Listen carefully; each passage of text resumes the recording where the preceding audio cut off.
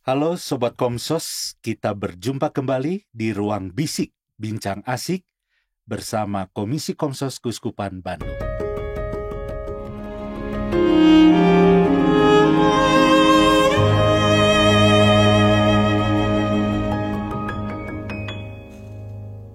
Sobat Komsos, kita ketemu lagi. Di sebelah saya ada Pastor Postinus. Selamat datang Pastor Postinus. Halo Pak Stef.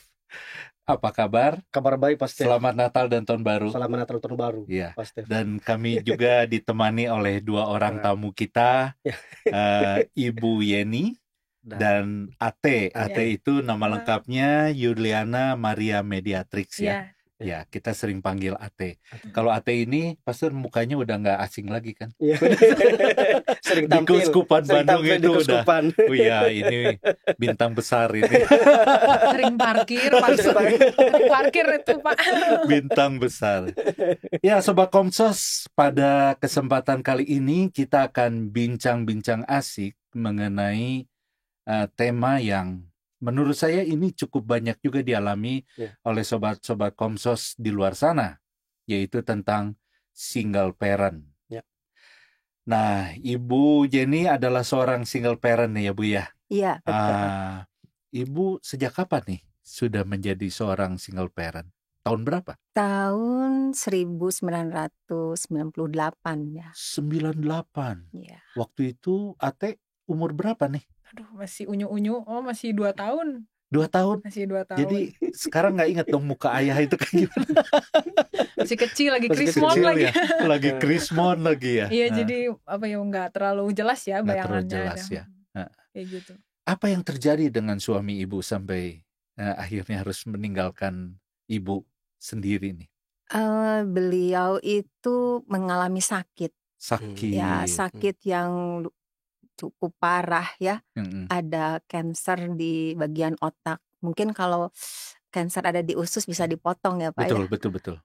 Di otak apa yang mau diobrak-abrik susah. Dibongkar malah jadi fatal. Iya. Jadi itu yang membuat penurunan kesehatannya sampai tiada. Dan itu diketahuinya ketika Ate sudah ada ya waktu sudah itu? Ada ya sekitar 2,5 tahun lah Ate. Oh gitu. Jadi nggak lama setelah diketahui terus meninggal?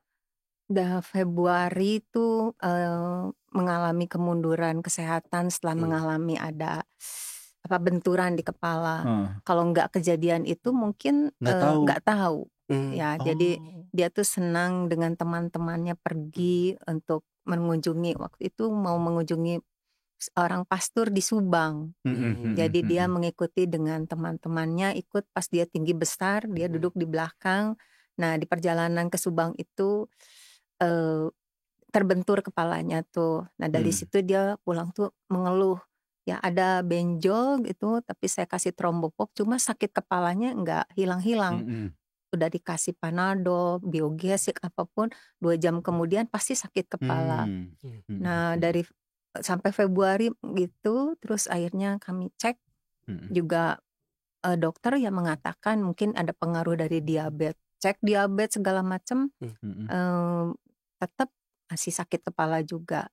Akhirnya saya memutuskan nggak pakai dokter dari sekolah, saya memutuskan cari dokter yang lain.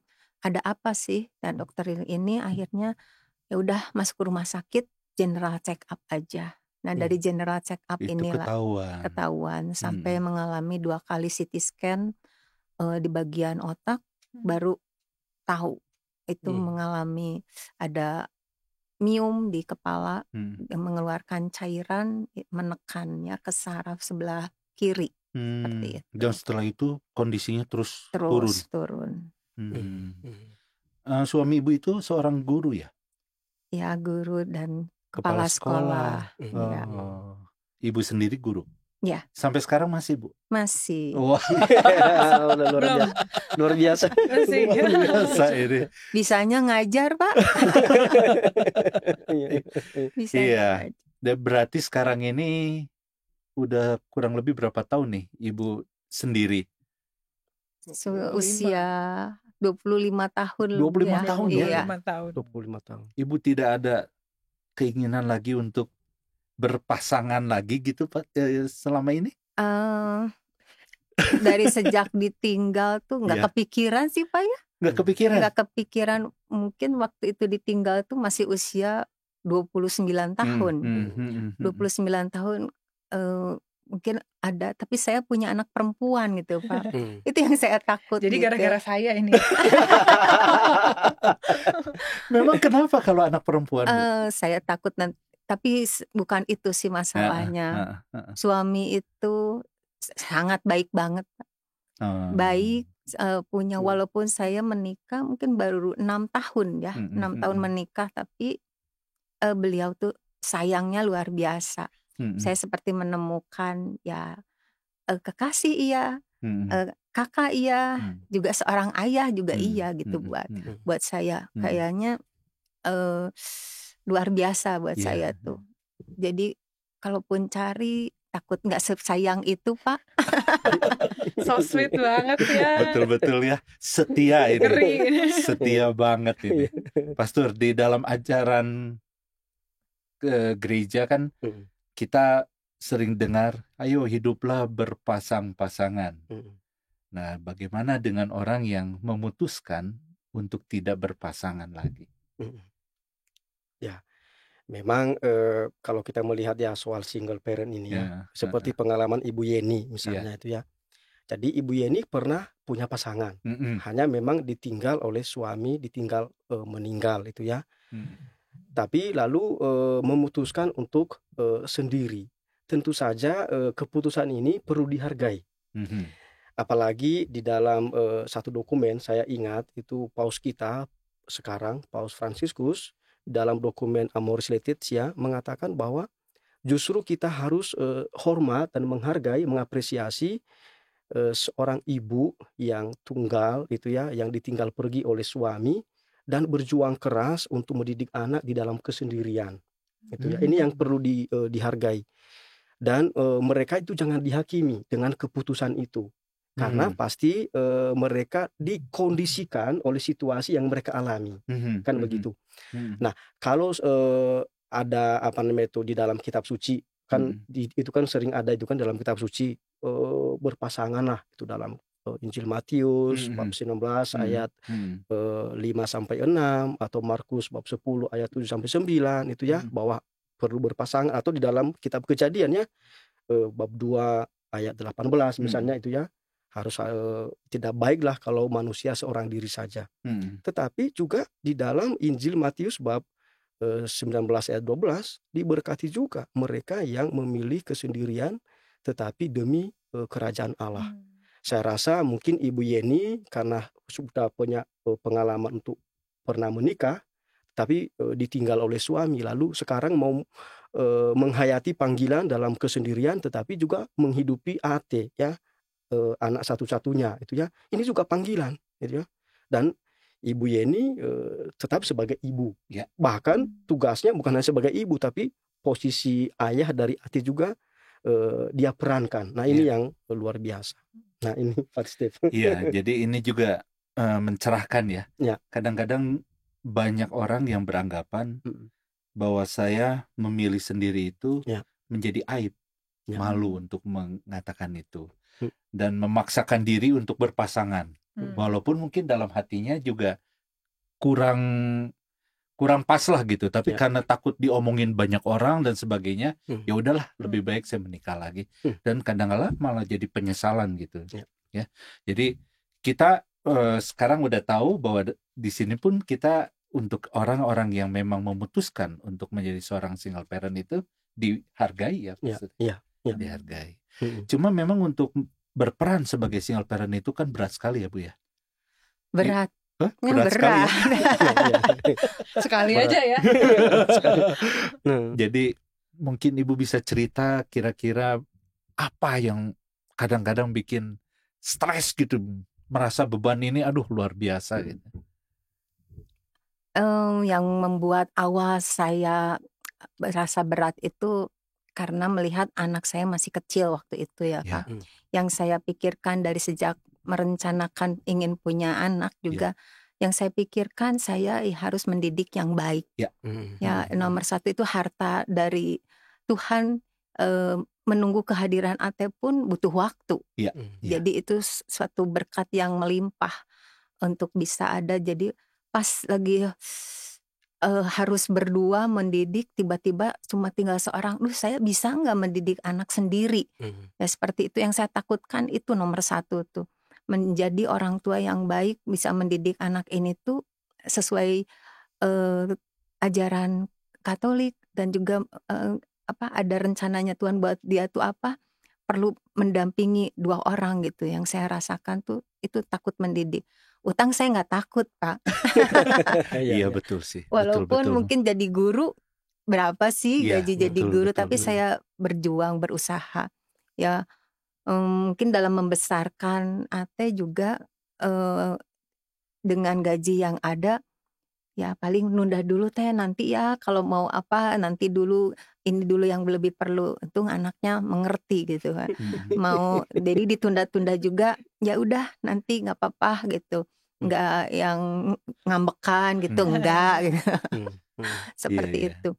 Nah, yang saya takutkan nomor satu yang berat itu mendidik anak, dan juga menghadapi orang sih Pak ya. Menghadapi orang ada rasa malu ya awal tuh. Ya menyepelekan ada seperti itu. Tapi ya saya jalani aja, walaupun nangis-nangis juga seperti itu ada. Tapi saya balik lagi, kalau minta tolong udah saya hanya berdoa Pak. Hanya berdoa, minta tolong, Tuhan tolong, saya nggak bisa sendiri. Saya nggak bisa sendiri. Nah kadang kalau udah berdoa seperti begitu, kadang-kadang juga saya suka panggil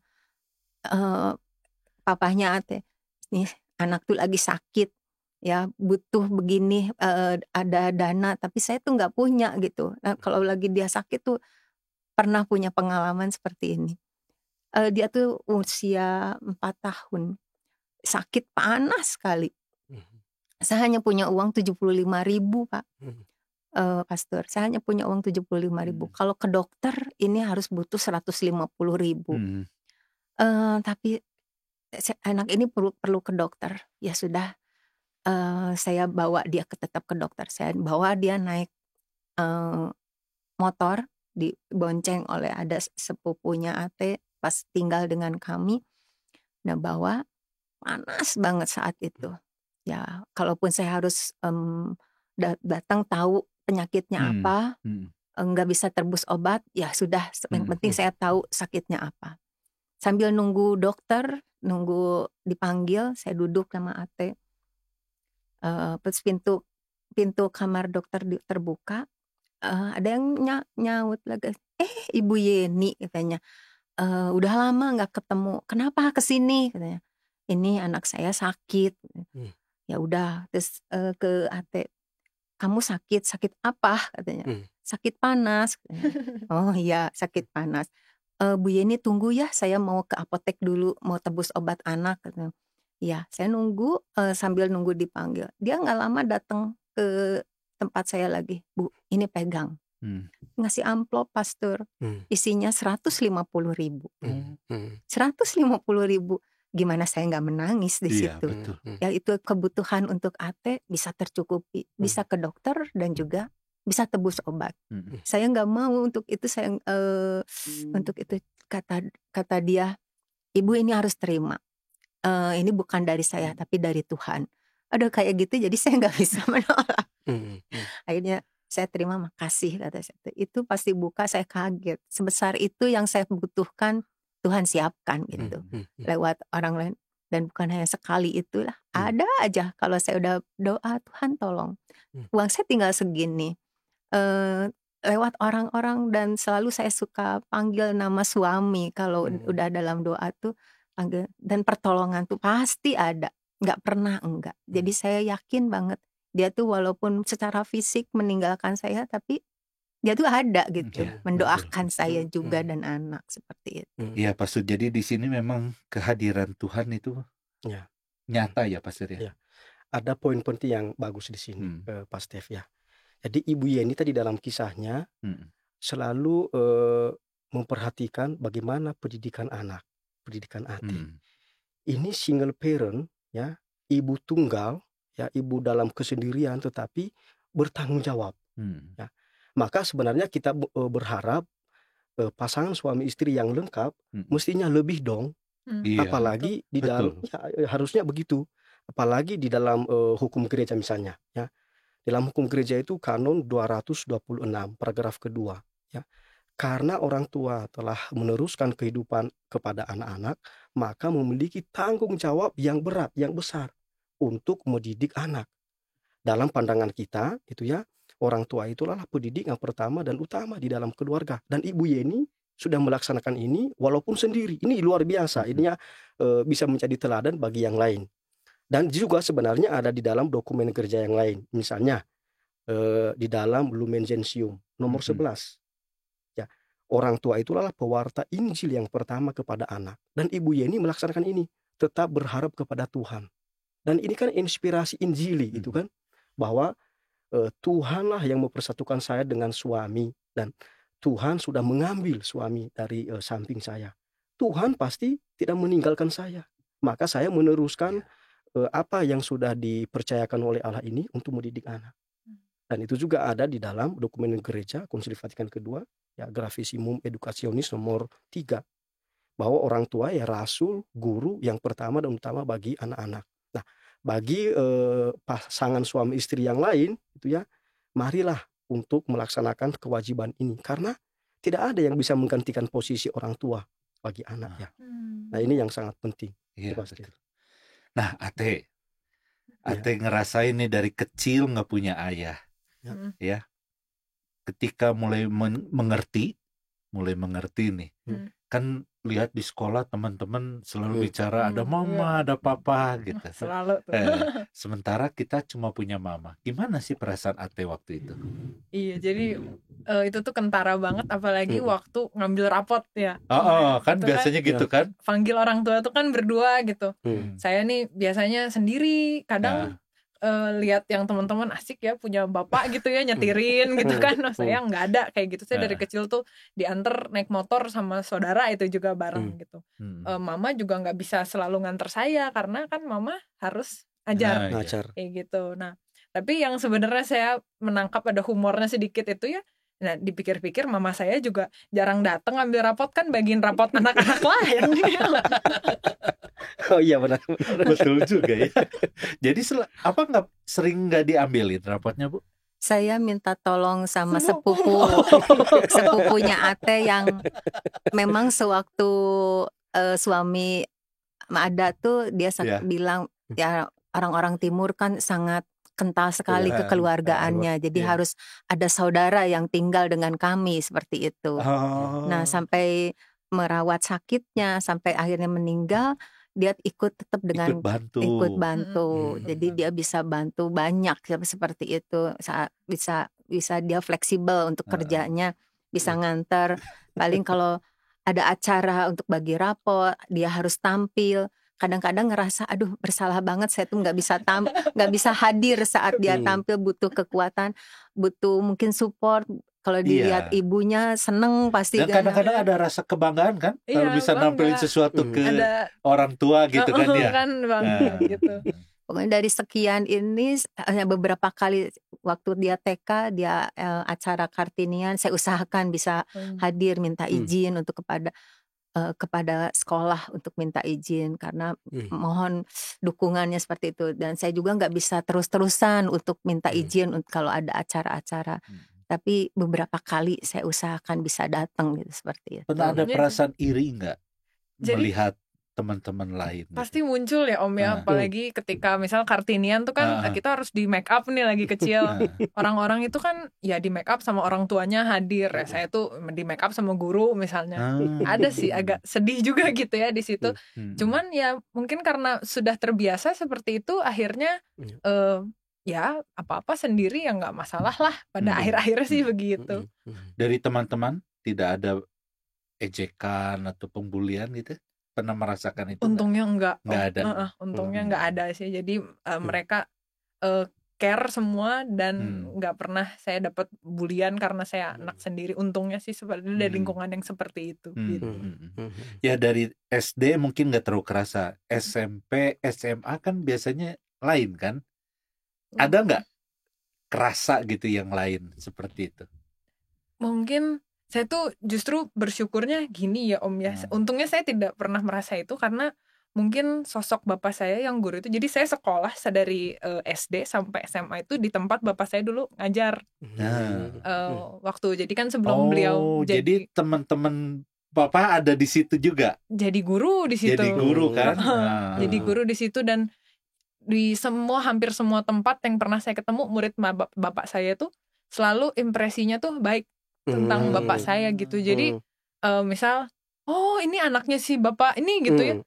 Oh, saya tuh jadi merasa punya gambaran tentang sosok bapak saya tuh dari cerita orang-orang yang ada murid-muridnya yang pernah ketemu sama dia kayak gitu kan. Jadi ya untungnya mungkin ya saya jadi menangkap mungkin bapak saya sosok yang inspiratif gitu buat mereka kan, sampai mereka selalu mention, dan beruntungnya bagi saya itu jadi produktif aja buat saya gitu ya, jadi bukan satu yang negatif gitu. Ya ini juga ada satu pelajaran ya, bahwa bagaimana orang tua itu harus memberi image yang baik ya. Karena itu berdampak pada anak kan Pastor. Ya benar. Ada dua hal yang saya catat yang juga kita tekankan di dalam pembicaraan ini. Yang pertama bahwa kebaikan-kebaikan yang sudah dilakukan oleh orang tua, bapak ya, itu dia selama hidup, itu justru dikenang, ya tidak dilupakan oleh orang-orang sekitar. Dengan kata lain bahwa bapak memberikan sesuatu hal yang juga menginspirasi orang lain, dan itu dirasakan oleh Ate sendiri. Saya rasa inilah yang mewakili ayah ya, dalam tanda kutip ya, orang-orang yang sudah diberikan kebaikan oleh ayah, itu. Lalu yang kedua adalah soal ini tadi, pengalaman Ibu Yeni dan Ate, bahwa mereka itu disupport oleh keluarga dari suami ya, dari ayah Ate ini. Nah ini bagus. Mengapa?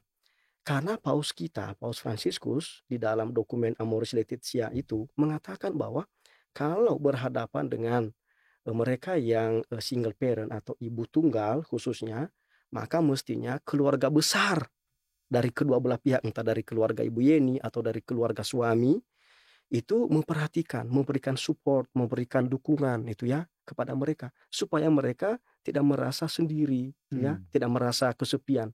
Dan ini sebenarnya gereja itu mesti selalu bersekutu, saling memperhatikan satu sama lain. Nah itu gereja perdana ya, di dalam Kisah Para Rasul, jadi selalu memperhatikan satu sama lain. Dan ini pesan yang luar biasa untuk kita ya, pengalaman nyata Ibu Yeni dan Ate. Ya terima kasih.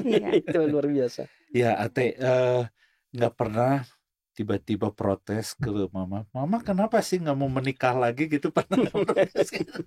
Oh dia pernah ngomong pernah gini gitu? Enggak ngomongnya gini justru, papi saya nggak mau papi yang lain, hanya mau papi ini. Oh gitu. Iya. Oh malah digituin ya. Saya catat banget di sini. Ntar dulu saya juga lupa kapan. Mungkin waktu anak-anak kan. Nggak mau papi yang lain, hanya mau papi yang ini. Oh ya sudah. Ya kalau tadi kan Ibu Yeni cerita ya Pastor ya, gimana nggak mau menikah lagi itu karena merasa suami ini walaupun sudah tidak ada tapi nggak bisa tergantikan di dalam hati. Nah kadangkala di luaran sana itu Pastor, ketika ada orang yang memutuskan tidak mau menikah lagi, itu malah dibully Pastor.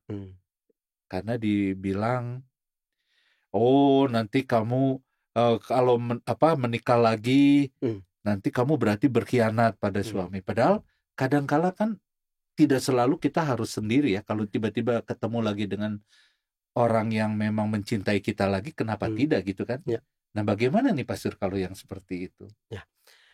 Untuk yang pertama tadi, yang pilihan Ibu Yeni bahwa memutuskan untuk tidak menikah lagi, juga dihargai oleh gereja. Ya, itu juga tidak salah. Itu keputusan dan sudah dipikirkan, dan karena kondisi yang membuat Ibu Yeni memutuskan demikian.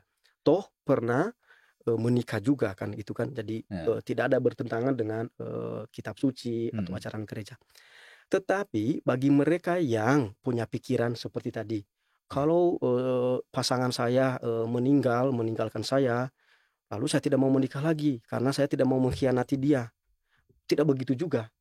Karena misalnya ya, di dalam kanon 1141 itu dikatakan begini, perkawinan yang sah dan sudah disempurnakan dengan persetubuhan, maka hanya kematianlah yang memisahkan. Dengan kata lain, kalau dibalik, berarti dengan meninggalnya pasangan salah satu, maka mereka yang masih hidup itu memiliki hak untuk menikah lagi dong.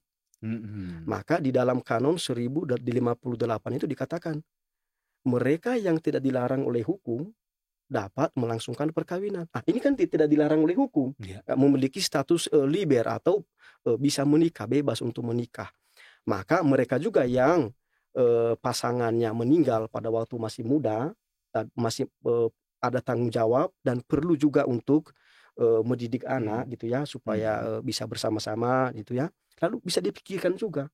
Hanya memang perlu juga dilihat kemampuan masing-masing. Apakah kalau menikah kembali itu bijaksana? Apalagi kalau misalnya sudah punya anak misalnya, 3 anak misalnya. Harus dipikirkan, bukan sekarangnya, tapi nanti seperti apa. Seperti Ibu Yeni tadi kan memikirkan, anak saya perempuan, bagaimana saya menghidupinya, itu dulu fokus saya. Saya tidak fokus dulu pada diri saya. Ini yang penting juga. Itu Pak Stef. Iya, jadi mau menikah lagi atau tidak menikah lagi itu sama, statusnya tergantung bagaimana kita mempertimbangkan itu secara baiknya bagaimana. Nah, Ibu sebagai seorang single parent mengalami diskriminasi nggak, Bu? Karena Ibu seorang wanita. Kan biasanya nih kalau single parent itu bisa seorang ayah yang tidak punya lagi istri atau seorang ibu yang tidak punya suami. Tapi yang banyak kita dengar adalah penderitaan orang tua ibu yang sendiri. Yang paling banyak lah. Yang paling banyak kan seperti itu kan. Kalau ayah kayaknya santai-santai aja lah, gampang. Nah, Ibu pernah ngalamin sesuatu yang pahit nggak nih, Bu? Karena Ibu seorang perempuan gitu. Ya, ada sih Pak. Ada ya? Ya, waktu saya mengurus tentang surat ahli waris. Wah, saya berdebatnya dengan hakim luar biasa. Sampai saya mau dituntut, kalau saya nuntut terus untuk beliau harus menandatangani atau mengabulkan keinginan saya harus dituntut untuk pidana kayak gitu. Saya bilang, ya udah tuntut aja, saya nggak takut seperti itu. Kenapa dia tidak mau menandatangani? Karena banyak ibu-ibu yang sudah diurus surat ahli warisnya seperti itu, meninggalkan anak-anaknya, menelantarkan seperti itu. Jadi saya bilang, Bapak jangan samakan saya seperti ibu-ibu yang lain, nggak bisa disamakan gitu. Saya ingin mengurus anak justru dengan dibuat seperti ini, tapi tetap tidak mau seperti itu. Ya, perlakuan kayak gitu. Dan ya ada kadang-kadang juga teman-teman yang jahil-jahil dulu ada gitu, melihat saya orang yang udah nggak punya suami, dia coba dekati seperti itu. Lalu ada permasalahan keluarga, saya ya orangnya kalau dimintai pendapat ya saya akan jelaskan. Nggak taunya enak ngomong seperti begitu, dianya berpendapat lain seperti itu, sampai memperlakukan tidak baik atau tidak sopan ada gitu. Cuma saya berusaha untuk menjaga sikap, marah ya perlu marah seperti itu. Dan diremehkan orang ya ada juga sih Pak seperti itu ya. Tapi saya terima, saya kembalikan semuanya. Ya Tuhan, terima kasih semuanya udah bisa terlewati semuanya dengan baik. Karena hal-hal seperti begitu juga ada orang-orang di sekitar saya yang juga menjaga ya seperti itu. Jadi ada perlakuan yang tidak baik. Pernah ada seorang ibu tuh marah-marah. Kenapa? Istri orang Pak. Oh iya? Kenapa marahnya? Cemburu? Iya Pak. Istri orang, ya ampun, suaminya tuh curhat karena ketemu di gereja curhat. Ya saya kasih jalan keluar, mereka sedang proses perceraian seperti itu. Nah, lalu si suami curhat sama ibu? Curhat, jadi saya seperti kasih masukan sebetulnya. Tuh kasih masukannya, suami, si istrinya sepertinya tahu, teman dia nggak ngasih tahu seperti apa. Malah telepon marah-marah sama saya. Marah-marah seperti itu. Aduh, lagi nyetrika saya tuh Pak. udah panas dapat marah-marah sampai nggak bisa stop itu ngomong terus seperti itu. Akhirnya sampai dikata-katain yang tidak baik. Ya udah saya tutup, saya terima Tuhan, terima kasih. Tapi saudara sepupu ini yang pas lagi tidur siang terbangun karena teriak-teriak dari telepon itu, dia bangun. Itu siapa yang nelpon? Kurang ajar banget itu. Ada nggak nomor teleponnya? Dia ambil telepon, dia balik telepon. Dikata-katain yang wah lumayan itu, sampai akhirnya nggak berani lagi nelpon itu. Nah, jadi ya saya bersyukur tuh Tuhan selalu ada buat saya gitu. Dengan dapat kata-kata tidak baik juga ada orang yang tetap bisa membantu saya untuk itu. Ate belum bisa untuk itu, masih kecil belum mengerti ya. Tapi orang-orang di sekitar saya yang mungkin memang Tuhan sudah merencanakan harus ada buat saya karena kamu tuh akan ngalamin gini Tuhan tapi sudah siapkan semua orang-orang tuh untuk saya tuh seperti itu gitu. Ya saya meyakini seperti itu. Ya, ini nih yang kayak gini-gini tuh dari kecil memang sering terdengar ya sama saya juga ya Pak. Ya di pengadilan digituin. Terus ada orang ngomong ke ibu saya kayak gitu. Jadi karena kebetulan di rumah tadi ada saudara-saudara yang tinggal dan mereka tuh bisa memberikan pendidikan ya ya mungkin untuk saya tuh gimana. Saya tuh dari kecil diajarin gini, kamu tuh ya apapun yang terjadi kamu harus bela mama, gak boleh jangan sampai biarkan orang itu lengah gitu. Maka mungkin kalau sekarang itu saya jadi, kan katanya dulu anak kalau tunggal tuh manja gitu ya. Saya tuh kayaknya jauh banget dari image manja gitu ya. Karena jadi penjaga ya. Karena jadi gitu. Karena jadi tuntutan gitu ya Pastor ya Om, untuk jadi ya harus bisa galak kalau ada orang kayak gitu kan. Harus bisa ya cari cara gimana caranya supaya menjaga gitu, supaya orang tua ini jangan sampai diremehkan, dijelek-jelekan oleh orang lain kayak gitu. Ya ada mungkin ya tadi jadi arahnya ke situ, tapi ya saya juga jadi bersyukur lah pokoknya bukan jadi anak tunggal yang katanya lembek atau apa manja gitu, enggak gitu. Dia enggak cengeng Pastor. Enggak. Dia tuh sangat fight juga. Jadi mau nangis. Iya. Tapi di sini dari cerita ini kita bisa ambil kesimpulan ibu juga bisa kuat karena ada juga orang lain yang bantu kan, sepupu dan keluarga lainnya. Nah di sini berarti memang kita melihat harusnya ada satu wadah ya Pak Surya, untuk orang-orang yang memang mau menjadi seorang single parent, mempunyai satu komunitas yang bisa saling menguatkan. Nah di Keuskupan Bandung itu ada nggak Pak Sur yang seperti itu? Ada namanya ya? Kalau tidak salah itu kita ya, Komunitas Ibu Tunggal Katolik. KITA ya. KITA. Ya. Komunitas Ibu Tunggal Katolik. Tidak ada komunitas Bapak Tunggal? belum ada. Karena tadi kan yang biasanya yang sering merasakan ketidakadilan atau sering ditinggal oleh pasangan atau juga yang paling menderita adalah ibu biasanya. Dan sebagian besar lah anak-anak itu diasuh oleh ibu. Itu tuh yang maka yang ada komunitasnya itu baru ibu-ibu. Kalau di Jakarta, Keuskupan Agung Jakarta itu tidak diberi identitas ibu atau bapak, tetapi namanya Yana. You are not alone. Itu ya, jadi kamu tidak sendiri itu. Tapi bisa bapak-bapak atau bisa ibu itu ya. Jadi silakan saja single parent. Nah, ini juga wadah yang bagus ya.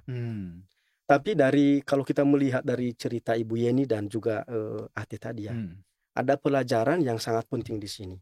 Karena kalau saya juga bisa kalau berhadapan dengan mereka yang punya masalah, nah ini saya selalu sampaikan. Jadi bisa kita kasih ilustrasi, itu ilustrasinya itu nyata juga kan begitu. Tidak pernah ada yang namanya pelaut yang tangguh kalau tidak pernah mengarungi lautan yang dahsyat. Ombak yang tinggi, dan bahkan juga pernah tenggelam, itu ya jatuh, bahkan bisa terkilir, itu harus bisa. Tapi nanti dia dikatakan, oh itu pelaut yang tangguh. Karena dia sudah berusaha. Dan Ibu Yeni tangguh itu ya. Bagaimana mendidik anak, ya, Ate, ya. Dan juga akhirnya Ate yang notabene itu anak pertama, itu ya, anak tunggal, harusnya manja, itu ya. Tapi ini justru tidak. Karena dengan kondisi keluarga seperti ini, lalu mulai berpikir. Karena umumnya kan anak yang usia 7 tahun, kan sudah bisa menggunakan akal budinya ya. Maka kalau sudah bisa menggunakan budi itu ya dia mulai mikir juga ya bagaimana untuk membantu mama. Itu apalagi tadi didampingi juga oleh keluarga dari suami. Nah ini sangat penting. Ya itu. Ya ibu udah 25 tahun nih menjadi ibu dan ayah plus ayah ya untuk Ate. Apa harapan ibu kepada Ate nih? Apa nih harapannya? Udah nggak muda ini. Harapannya ya jadi anak yang baik, yang bisa menyenangkan hati sesama dan terlebih menyenangkan hati Tuhan. Ya seperti itu, yang ya bisa berguna bagi sesama dan Tuhan terlebih, seperti itu aja. Ya kembalikan karena dia juga miliknya Tuhan, saya dapat dari Tuhan sendiri. Ya saya kembalikan. Inilah Ate sekarang. Iya. Kalau Ate sendiri gimana nih terhadap Mama ini? Pesan-pesannya dibalik ya. Iya, pejuang tangguh nih. Pejuang tangguh.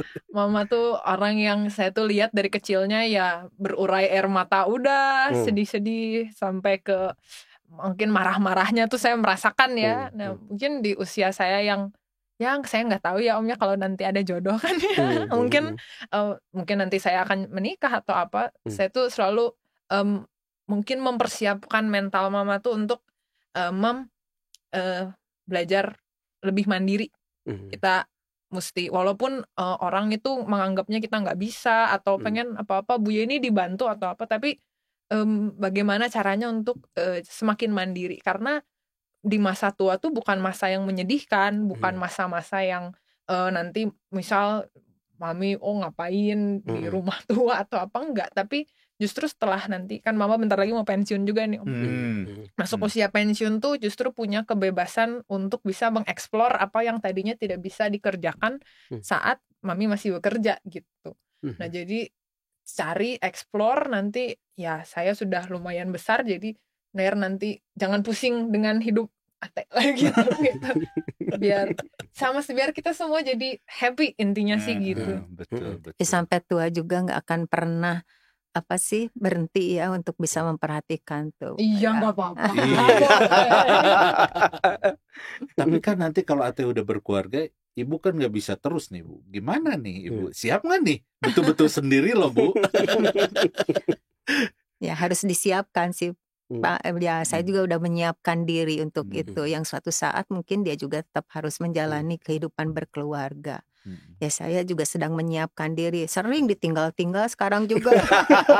Ini sibuk banget. Gara-gara siapa yang buat saya sibuk ini? Tidur sering sendiri sekarang seperti itu. Ya udah latihan sih udah. Ya tapi mungkin sesekali rasa gini, tapi ya udah saya balik kembali supaya saya kuat, supaya apa? Saya selalu berdoa aja Pak. Ya berdoanya kuat Om.